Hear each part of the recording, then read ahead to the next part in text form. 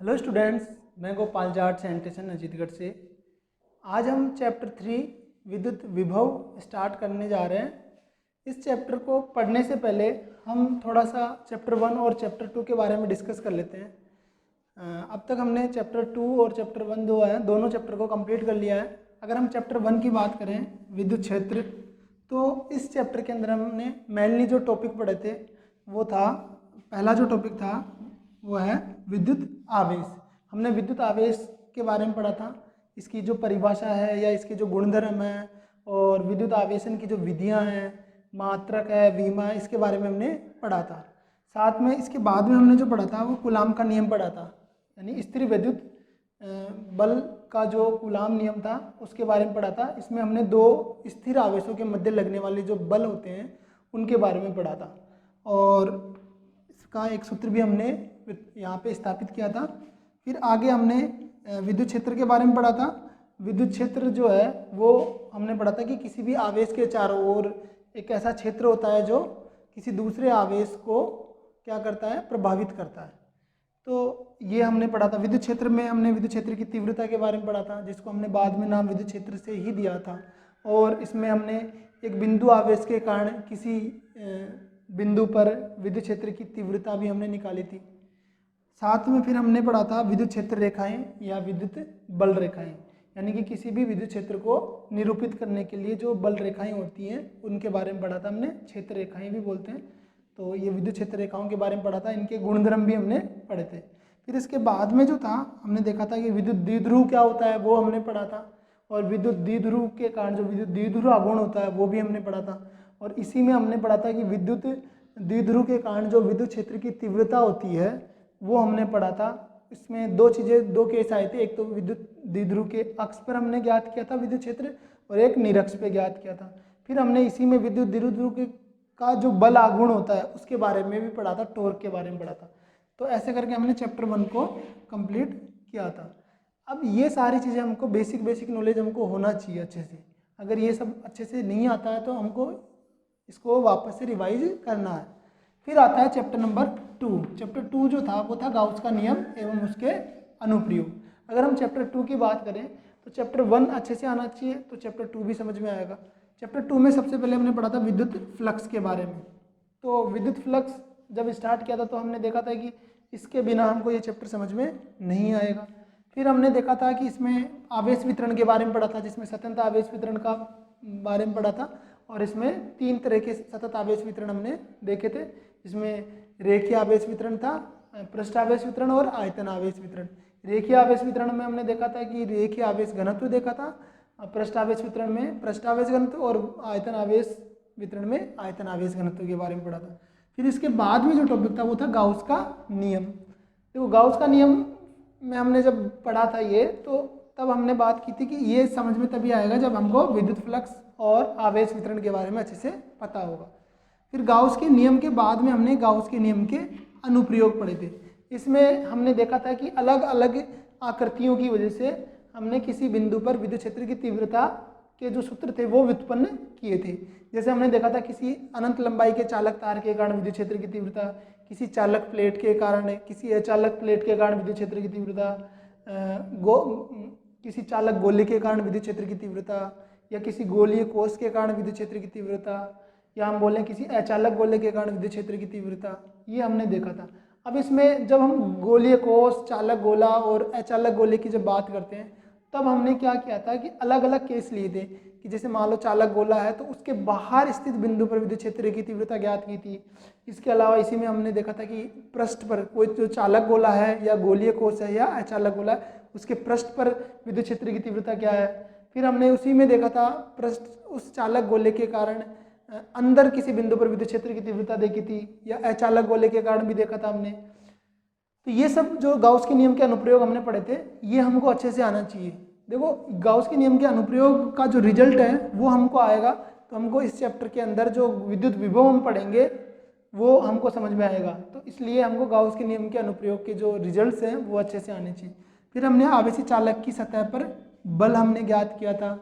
साथ में हमने विद्युत क्षेत्र के एकांक आयतन में ऊर्जा का व्यंजक भी व्युत्पन्न किया था। और लास्ट जो टॉपिक था हमारा वो था साबुन के आवेशित बुलबुले का संतुलन, ये हमने देखा था।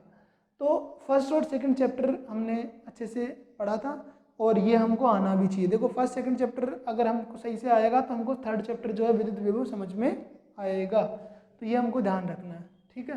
तो आप इनको अच्छे से रिवाइज कर लेना। आज हम स्टार्ट करने जा रहे हैं चैप्टर नंबर 3 विद्युत विभव। तो विद्युत विभव जो है अगर हम इसकी बात करें, इसको स्टार्ट करने से पहले हम अगर 11th क्लास का एक चैप्टर था गुरुत्वाकर्षण बल, अगर हम बात करें या हम बोले गुरुत्वीय क्षेत्र, गुरुत्वाकर्षण चैप्टर का नाम था, उसके अंदर हमने देखा था कि वहाँ पे एक वर्ड आया था गुरुत्वीय विभव। क्या आया था? गुरुत्वीय विभव। अगर आपको थोड़ा सा याद है तो हमने वहाँ पढ़ा था, विभव पढ़ा था, लेकिन वो कौन सा था? गुरुत्वीय विभव।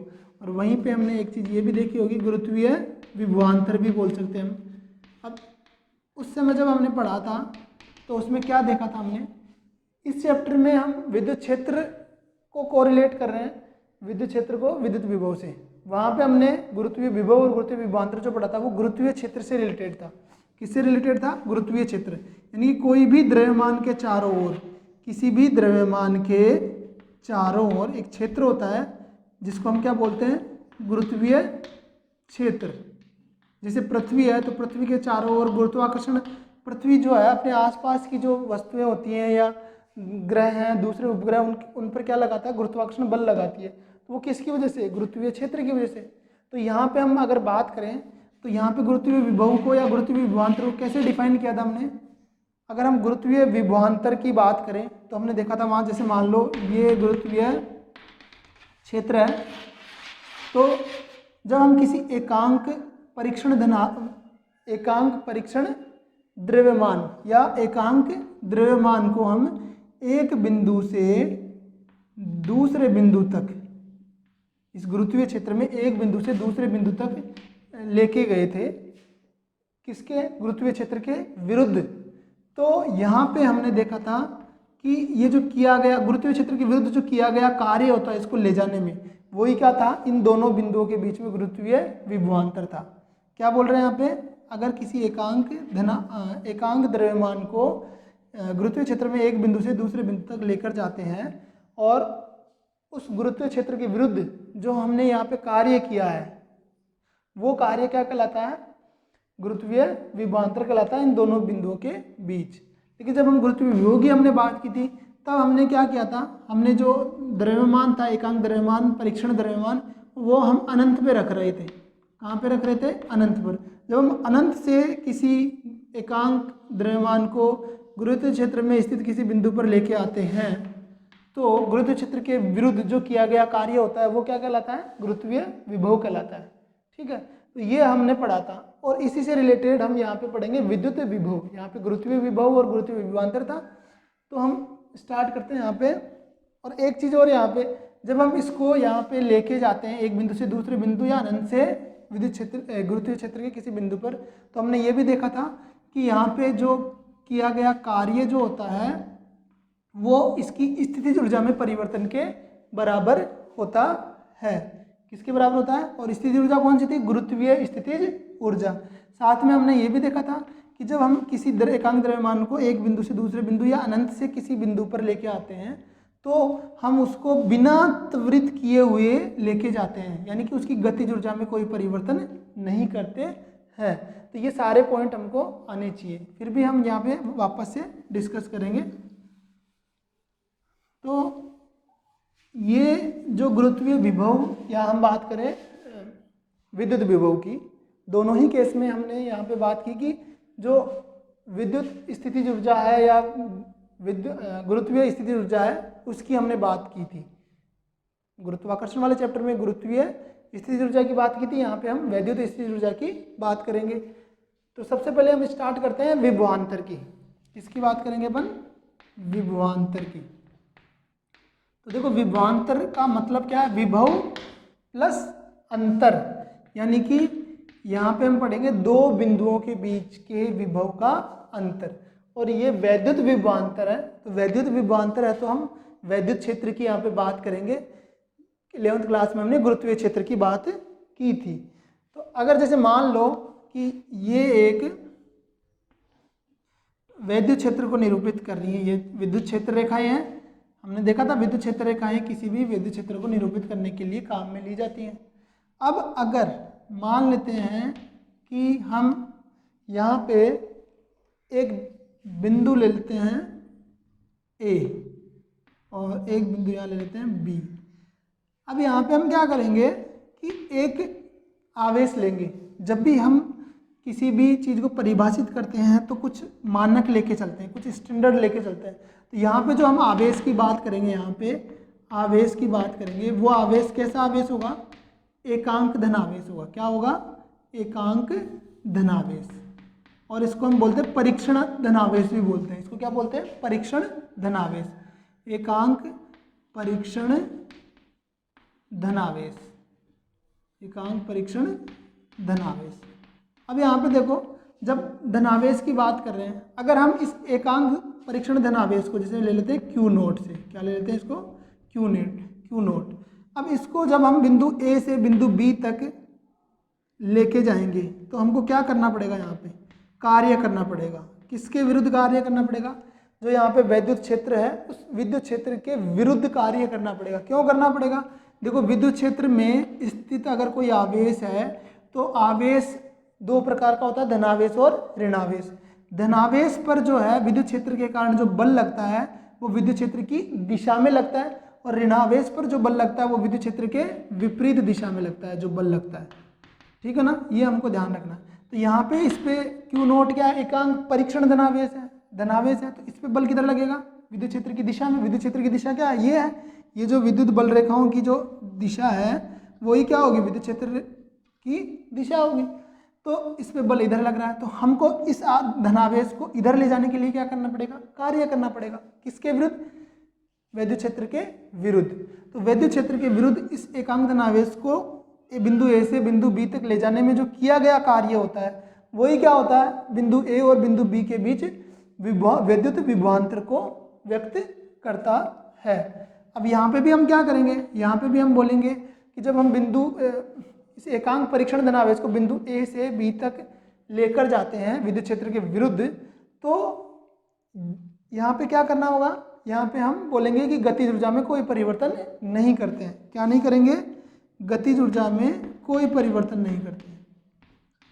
गतिज ऊर्जा में कोई परिवर्तन नहीं किया जाता, कोई परिवर्तन नहीं किया जाता है। यानी कि गतिज ऊर्जा में परिवर्तन किए बिना हम एकांक परीक्षण धनावेश को बिंदु ए से बिंदु बी तक ले जाते हैं। या हम बोले यहाँ पे त्वरित गति नहीं होती है, त्वरित गति नहीं होती है। त्वरित गति का मतलब क्या है? त्वरित गति का मतलब है यहाँ पे त्वरण क्या होता है? जीरो होता है। और त्वरण जीरो होने का मतलब है इसके वेग में कोई परिवर्तन नहीं होता है। ठीक है ना? तो वेग में परिवर्तन नहीं होगा तो क्या होगा? यहाँ पे नियत होगा। वेग क्या होगा? नियत होगा। ये हमको ध्यान रखना है। और वेग नियत होगा तो गतिज ऊर्जा भी क्या रहेगी? नियत रहेगी। गतिज ऊर्जा में कोई परिवर्तन नहीं होगा। तो ये ध्यान रखना है हमको। अगर हम इसकी परिभाषा की बात करें विभवांतर की, तो परिभाषा क्या होगी? हम लिख सकते हैं यहाँ पे कि एकांक किसी विद्युत क्षेत्र में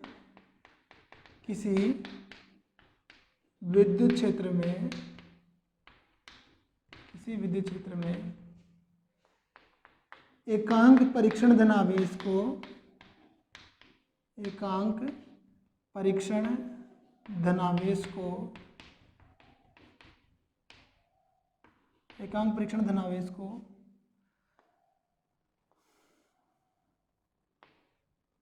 किसी बिंदु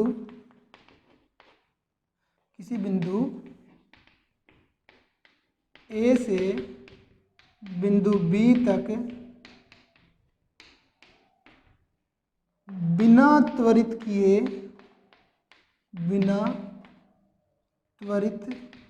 किए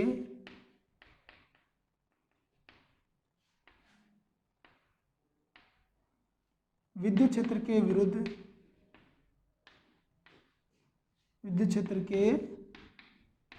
विरुद्ध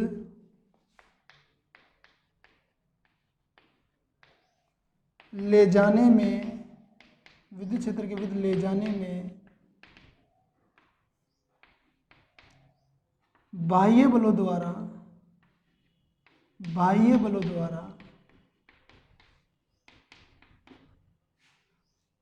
किया गया कार्य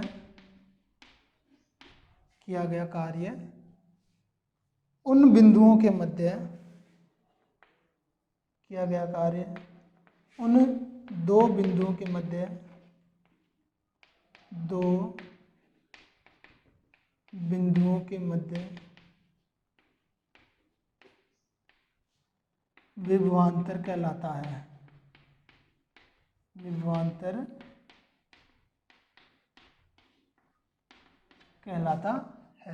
ये हमको यहाँ पे ध्यान रखना है। इसको आप पॉज करके नोट कर लो। अब हम आगे सूत्र अगर यहाँ पे देखें तो सूत्र कैसे ज्ञात कर सकते हैं। तो देखो, ये तो हमको ध्यान रखना है कि गतिज ऊर्जा में कोई परिवर्तन किए बिना हम ले जाते हैं या फिर हम त्वरित गति किए बिना। ठीक है। अब हम बात करें कि मान लेते हैं कि बिंदु ए का जो विभव है, जो है वो VA है और बिंदु B का जो विभव है वो क्या है, VB है। बिंदु A का विभव VA है और बिंदु B का विभव क्या है, VB है। तो परिभाषा के अनुसार हम क्या लिख सकते हैं, VB माइनस VA। देखो, अंतिम बिंदु का विभव माइनस प्रारंभिक बिंदु का विभव, ये हम अंतर करते हैं।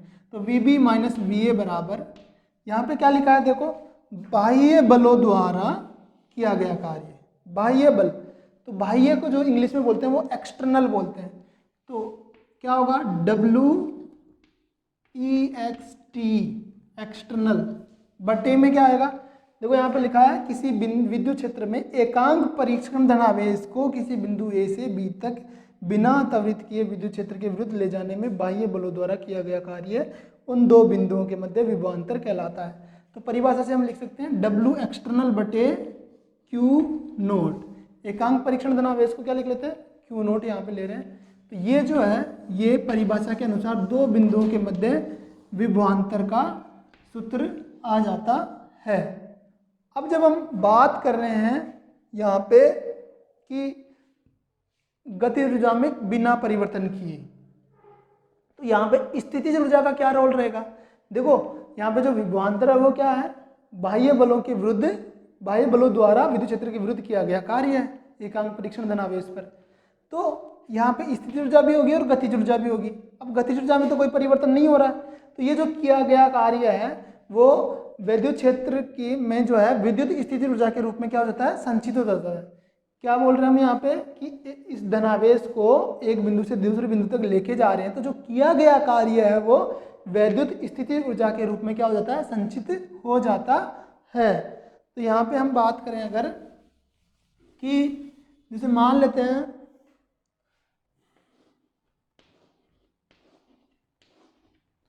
ये बिंदु B है और ये बिंदु A है, ये विद्युत क्षेत्र की दिशा है। अब अगर यहाँ पे बिंदु A की स्थितिज ऊर्जा मान लेते हैं UA है और बिंदु B की स्थितिज ऊर्जा UB है, और अगर हम यहाँ पे गतिज ऊर्जा की बात करें, मान लेते हैं गतिज ऊर्जा जो है वो क्या है, बिंदु A पर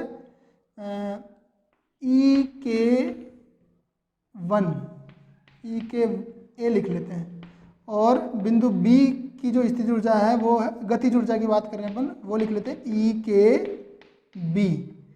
अब हमको पता है यहाँ पे गतिज ऊर्जा में कोई परिवर्तन नहीं कर रहे, यानी कि EKA बराबर क्या है, EKB है। लेकिन स्थितिज ऊर्जा में परिवर्तन हो रहा है। स्थितिज ऊर्जा में परिवर्तन क्यों हो रहा है, जब भी हम किसी भी वस्तु को विस्थापित करते हैं, एक जगह से दूसरी जगह ले जाते हैं, तो उसमें स्थिति ऊर्जा में परिवर्तन हो भी सकता है, नहीं भी हो सकता है। लेकिन यहाँ पे हम आवेश को जब लेके जा रहे हैं तो जो किया गया कार्य होता है वो विद्युत स्थिति ऊर्जा के रूप में संचित हो जाता है। तो हम बोलेंगे UA और UB बराबर नहीं है। तो यहाँ पे हम क्या लिखेंगे, दूसरा कि जो यहाँ पे कार्य हो रहा है वो क्या हो रहा है, विद्युत स्थिति ऊर्जा में परिवर्तन के बराबर। तो देखो विद्युत स्थिति ऊर्जा में परिवर्तन कैसे होगा, अगर हम यहाँ पे बात करें विद्युत स्थिति ऊर्जा में परिवर्तन, तो ये क्या होगा, जो किया गया कार्य है वो विद्युत स्थिति ऊर्जा में परिवर्तन के रूप में यहाँ पे संचित होगा। तो अगर हम सूत्र रूप में लिखें तो क्या लिख सकते हैं, डेल्टा U, देखो डेल्टा U मतलब हम बोल सकते हैं UB माइनस UA, ये किसके बराबर होगा, W एक्सटर्नल के बराबर होगा। इसको हम लिख सकते हैं क्या, समीकरण नंबर 2। हमने क्या बोला, जो यहाँ पे किया गया जो कार्य होता है वो विद्युत स्थिति ऊर्जा के रूप में क्या हो जाता है, संचित हो जाता है। तो UB माइनस UA या डेल्टा U स्थिति ऊर्जा में परिवर्तन जो है वो W एक्सटर्नल के बराबर हो जाएगा। तो इसको आप पॉज करके नोट कर लो। अब हम अगर दोनों समीकरणों की तुलना करें तो समीकरण 2 से अगर हम W एक्सटर्नल का जो मान है डेल्टा U या UB माइनस UA वो यहाँ रख सकते हैं। तो क्या आएगा हमारे पास, देखो समीकरण 1 व 2 से, तो हम यहाँ लिख सकते हैं VB माइनस VA बराबर W एक्सटर्नल की जगह क्या लिख देंगे, UB माइनस UA बटे Q नॉट। तो यहाँ पे हम क्या बोल सकते हैं, यहाँ पे भी हम बोल सकते हैं दो बिंदुओं के बीच में जो विद्युत विभवांतर है वो क्या होगा, स्थिति ऊर्जा में परिवर्तन और एकांक जो परीक्षण धनावेश है उसके अनुपात के बराबर होता है। या इसको हम ऐसे भी लिख सकते हैं VB माइनस VA बराबर delta U upon Q not, या इधर भी डेल्टा V लगा सकते हैं। ठीक है, तो ये हमको ध्यान रखना है। ये हो गया समीकरण नंबर 3।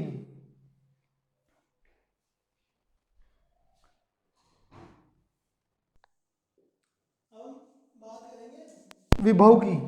हमने विभवांतर पढ़ लिया, अब हम विभव के बारे में बात करते हैं।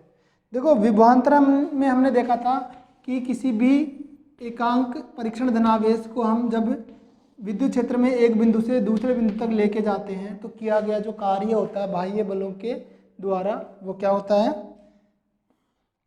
वो होता है विद्युत विभवांतर। ठीक है, लेकिन अब यहाँ पे हम विभव की जब बात करेंगे तो देखो विभव में क्या होता है कि जो परीक्षण धनावेश होता है उसको हम अनंत से, कहाँ से, अनंत से लेके जाते हैं, अनंत से लेके आएंगे। और अनंत से लेके आएंगे तो जैसे मान लो ए को हम क्या मान लेते हैं, अनंत मान लेते हैं। अनंत से लेके आएंगे बिंदु B तक। तो किसी भी एकांक परीक्षण धनावेश को जब हम अनंत से विद्युत क्षेत्र में किसी बिंदु तक लेकर आते हैं तो विद्युत क्षेत्र के विरुद्ध उस एकांक परीक्षण धनावेश पर बाह्य बलों के द्वारा जो किया गया कार्य होता है वो क्या कहलाता है, विद्युत विभव कहलाता है। विद्युत विभव की परिभाषा में क्या करेंगे, जब किसी एकांक परीक्षण धनावेश को अनंत से विद्युत क्षेत्र के किसी बिंदु तक लाने में बाह्य बलों के द्वारा विद्युत क्षेत्र के विरुद्ध किया गया कार्य जो होता है वो क्या कहलाता है, विद्युत विभव कहलाता है। यहाँ पे भी हमको ध्यान रखना है कि इस आवेश को जब लेके आएंगे तो इसकी गतिज ऊर्जा में कोई परिवर्तन नहीं होगा। गतिज ऊर्जा में परिवर्तन किए बिना, या हम बोले त्वरित गति किए बिना इसको हम लेके आते हैं, ये हमको ध्यान रखना है। तो विभव में ये ध्यान रखना है। और अगर हम यहाँ पे बात करें अनंत का मतलब ये होता है कि बिंदु विद्युत क्षेत्र से बाहर है, विद्युत क्षेत्र से दूर है। ठीक है, अब जब अनंत की बात करेंगे तो अनंत पर जो है ये हम यहाँ पे मान के चलते हैं कि अनंत पर जो विद्युत विभव होता है वो क्या होता है, 0 होता है। वैसे ये चीज़ हमने गुरुत्वीय विभव और गुरुत्वीय जो गुरुत्वाकर्षण वाला चैप्टर था 11th उसमें भी हमने देखा था। साथ में हम बात करें यहाँ पे अनंत पर स्थितिज ऊर्जा भी क्या होती है, 0 होती है। अनंत पर क्या होती है, स्थितिज ऊर्जा भी 0 होती है। ये हमको ध्यान रखना है, ठीक है। विद्युत विभव और स्थितिज ऊर्जा दोनों क्या होते हैं, विद्युत स्थितिज ऊर्जा दोनों 0 होते हैं। कहाँ पर, अनंत पर। ये सपोज करके चलना है। तो हमारे पास जो सूत्र था विद्युत विभवांतर का, वो था हमारे पास VB माइनस VA बराबर W एक्सटर्नल, बाह्य बलों द्वारा किया गया कार्य बटे Q नॉट।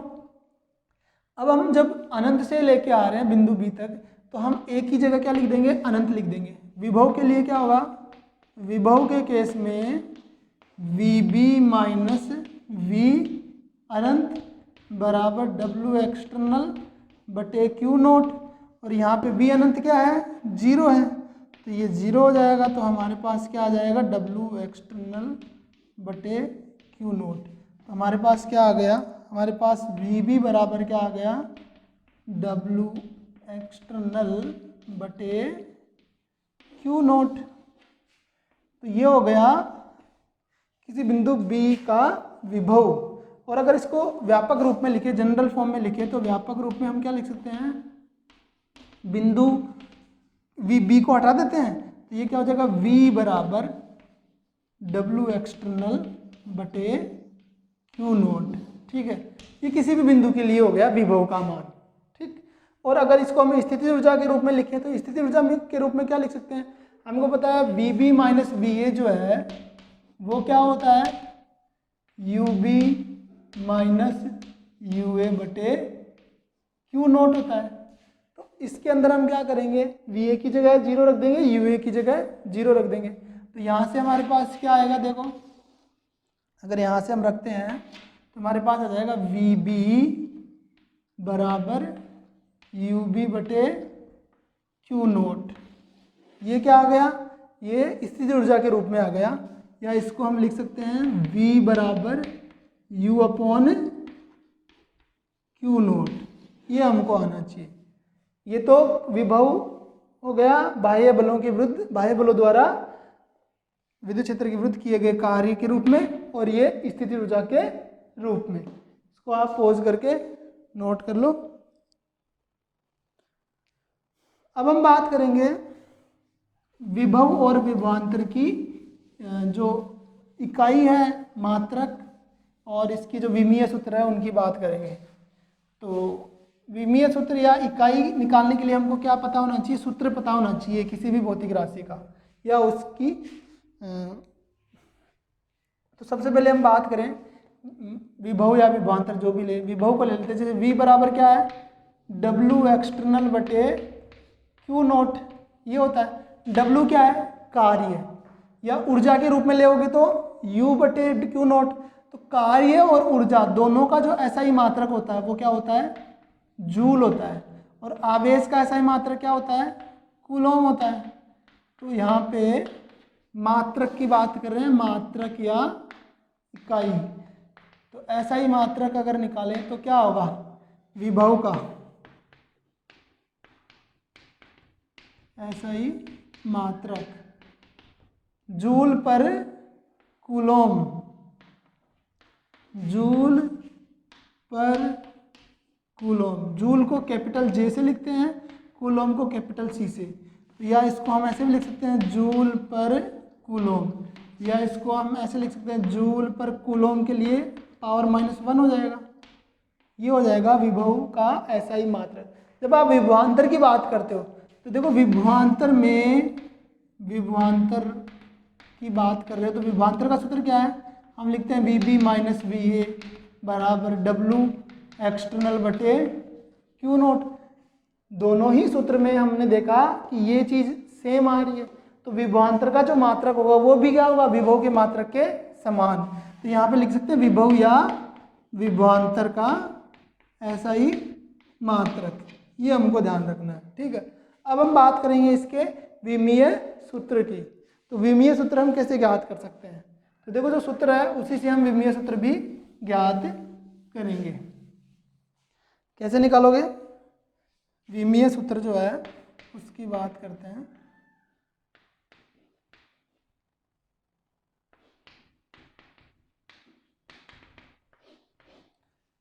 किसका? विभव और विभवांतर का, विभव या विभवांतर का। तो जो सूत्र है देखो, अगर हम डायरेक्ट, आपको याद है तो डायरेक्ट कैसे निकाल सकते हैं? विभव का निकालना है। कार्य का विमीय सूत्र पता है? कार्य का अगर हम बात करें तो m1 L2 t-2 होता है। आवेश का होता है क्या? अगर आपको याद हो तो ये होता है T1 A -1। हमको पता है कि I बराबर होता है Q/T। तो यहाँ पे क्या हो जाएगा? T1 A1 -1 नहीं आएगा, यहाँ पे क्या आएगा? A1 आएगा, T1 A1। तो यहाँ से अगर हम इसको निकालें तो क्या आ जाएगा? देखो M1 आएगा यहाँ पे और L2 भी आ जाएगा, साथ में T1 है यहाँ पे अपॉन में, और ऊपर क्या? T-2। जब ये ऊपर जाएगा तो -1 हो जाएगा, तो -2 और ऊपर जाके -1 क्या हो जाएगा? -3 हो जाएगा। ये हो जाएगा T-3। और A1 का क्या हो जाएगा? ऊपर जाके A-1, A-1। ये क्या आ गया? विभव या विभवांतर, विभव या विभवांतर का विमीय सूत्र। अगर आपको कार्य का याद नहीं है तो आप कार्य का निकाल लेना। कार्य का कैसे निकालोगे? कार्य बराबर होता है बल गुणा विस्थापन, बल गुणा विस्थापन होता है। तो बल का विमीय सूत्र तो हमको अच्छे से आना चाहिए। बल का विमीय सूत्र क्या होता है? m1 L1 t-2, और विस्थापन का विमीय सूत्र क्या होता है? L1 होता है। तो यहाँ से क्या आ जाएगा?